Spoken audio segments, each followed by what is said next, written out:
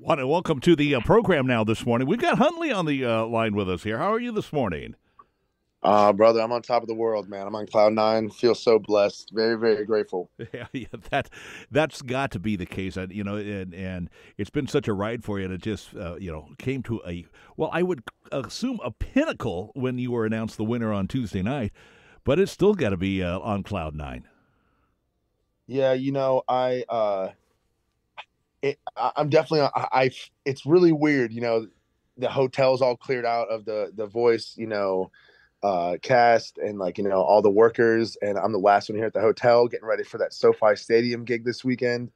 And I haven't really been back home. It's like I feel like I bought a Ferrari and I don't have a road to drive it on, or I don't really have anyone to celebrate it with, But like I just keep on opening Google and just like typing in Huntley and just seeing like the Voice 24 winner, and I'm just like, what just happened? Yeah, so it's got to Like be. I can't believe it, man. I mean, I know I did really well on the show, but like that I don't get picked first for dodgeball. You know what I mean? Like this is cool, dude. So you probably because you have a great look, and it's a good look. It's a good look, but you don't look like an average person. Your height, your braids, and everything else going on. So you've got to be easily recognized when you step out.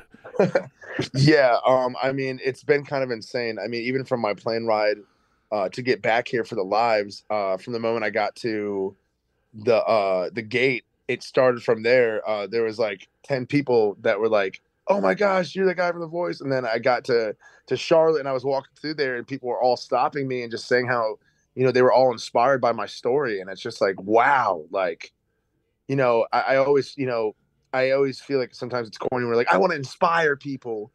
And like, but like when you actually inspire people, it's kind of like, wow, I really want to inspire people, like, and motivate these people, because there's so many people out there that are just like me that lean into music, and I do stand out like a sore thumb. I'm the Viking of The Voice, the Undertaker. I don't know what other names they've called me on this thing, and then they end me with the Triple H behind me on the hire. I'm like, come on now, are you guys trying to get me a WWE contract or a recording deal? Well, there you go. I mean, it's a good thing. It's a good thing. So, with all of this focus, people knowing who you are, and now that you're representing The Voice, and I'm sure you've probably got some coaching on, how you handle things. But do you feel a little extra pressure to make sure that you don't make a mistake in public, that you do the right thing all the time, say the right thing? Yeah, I think for me, I'm very blessed to be 33 going into this. And I'm also very blessed to be very confident in like who I am. And that's why I think on this show, as well as they've given me the opportunity and have shown, I think they've shown who I am so down to the T. And I feel so very blessed for that. But like when I came into this, I told myself as well as them that I'm just going to be my honest self, no matter if it's what I'm wearing or what my hairstyle is going to be. Like I've made all those decisions. I didn't do anything I ever never wanted to do. And I think to me the pressure is just knowing that that I am representing like a greater good as well. Yeah.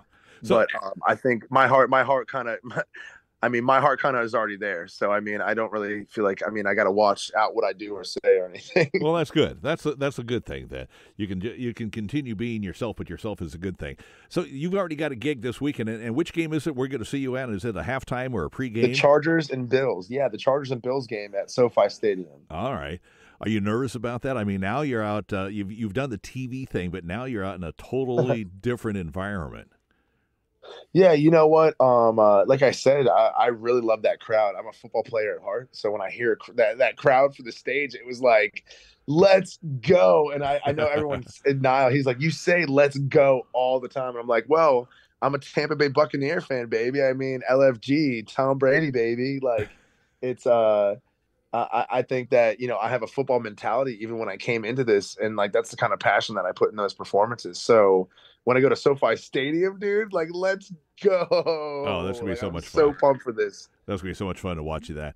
So after that's done, what's the schedule? Are you heading home? Are you gonna be home in time for Christmas and your little girl and so forth? Yeah, well, I unfortunately I don't have my kids this year on Christmas. They're with their Okay. mothers, but I was thinking about taking a little trip, for myself. But I honestly I think that I just I just want to go home, and see the kids the day after Christmas, Mm-hmm. and I'll take some time for myself another time. But yeah, I think that I'm just going to take maybe a couple days, to kind of just sit back and reflect on everything, and then I'm ready to get to work. So when you get that plane ride home, do they get to put you in first class now that you won?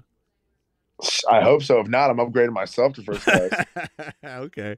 So what kind of work, when you say get to work, do you know already if there's a schedule we're going to get you in the studio and you're going to put together some music? Yeah, I don't know. I don't know what plans they have for me yet. I actually just got a text. Well, me and you were talking, from the Republic right now to Uh-huh. actually go and talk to them. But for me, regardless of what the plan their label has for me, I just plan on putting so much content out, regardless if it's on my Instagram, on my TikTok, of just keeping my socials all fluid, but also looking for other opportunities myself. Because you might have a label, but I think putting together your own team is as important as having that label. And I need to get to work now. I need to form my band, and any guidance from the label is going to be great, but I don't.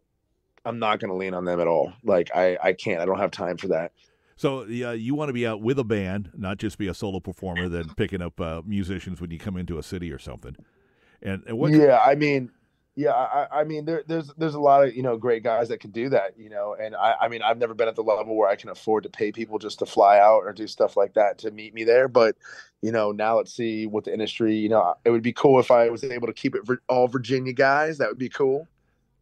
So we can kind of keep the family a little local. But honestly, I just want to put together a good team in general, like from front house sound, my ear mix, like those things are important. I just want to make a family, my music family, so I can really do this thing because I, as the first rocker to win The Voice, like I really feel like my mission is to rebirth rock and roll, and I want a good team to have my back to do that. That sounds great. I've got to say, a lot of people have had kind of your style and, forced to gravelly voices and so forth, but you just seem to be a natural in the stuff. I really love, Joe Cocker stuff that, just you all the way around. You were one of the two that my wife and I said, it's either going to be Huntley or it's going to be, I forget who else we had picked. And then when we watched, you win and the emotion that came released out there, my wife just like, I knew he'd break down. He just, and she said that in a good way, just because, again, I think the person that you are was already recognized by so many of us viewers. Yeah, this was insane. I honestly, I didn't think that I was going to win. I was definitely more prepared for the no than I was the yes. I was standing up there with Ruby, who, I mean, they said I've been consistent this whole time. I mean, there's a 16-year-old girl up there, which her talent outweighs her age, by the way. But I'm just stating that as respect, from a 33-year-old guy, second to oldest on the show. Like, she is more talented than her age. You know what I mean? I'm just saying, like, Oh, yeah. I have so much respect for her. And to stand on that stage with her and have my name called, I was so surprised. And then the father, inside of me just remembered that, there was this girl that was sitting here on the stage, and I just wanted to grab her and let her know that she also won. It's just a game show, like this is literally us two standing up there like that's us both winning. Like, and she's going to have a phenomenal career. And then she's going to rub it in my face that, she's independent and she makes more money than me. I like that. Well, I know you got other people to talk to, and then I'm sure after this you probably got the hotel breakfast to go grab. But you can, I can just picture you sitting by yourself now. Like you said, everybody's gone home. Well, what's been cool? This whole hotel staff here, they've really become my family this last 6 months, and they all were cheering, and they all were like, "We've been rooting for you this whole time," and like they actually bought me a bottle of champagne, all of them, and a bunch of chocolates, and they sent it up to my room, and I broke down in tears, man. And I went downstairs and I took a picture with them, and I couldn't, like, they really made me feel like I was at home here. Awesome. So, well, you know it's what? Cool. I've, we'll have to find a reason. Well, we don't need a reason. We'll have to find a way to get you out here and put you on stage here somewhere locally so we can catch you. So. Yeah, please. I would love that. All right. Well, I've got a big anniversary in radio coming up in June. Maybe we can book you for that. That'd be cool. I would love to do that. All right. Well, we'll get my people talking to your team. All right. All right, definitely. I appreciate that, brother. You have a great time at the football game on Saturday. We'll watch for that, and we can't wait to talk to you again as we probably next time either talking about you coming out to perform or some of the music that you're releasing. Yeah, definitely, brother. Looking forward to it. All right, have a good Christmas. Thanks and Merry congratulations Christmas. again. All right, Thank you, man. Bye-bye.